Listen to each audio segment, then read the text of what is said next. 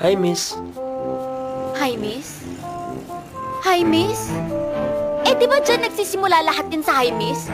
Tapos ano?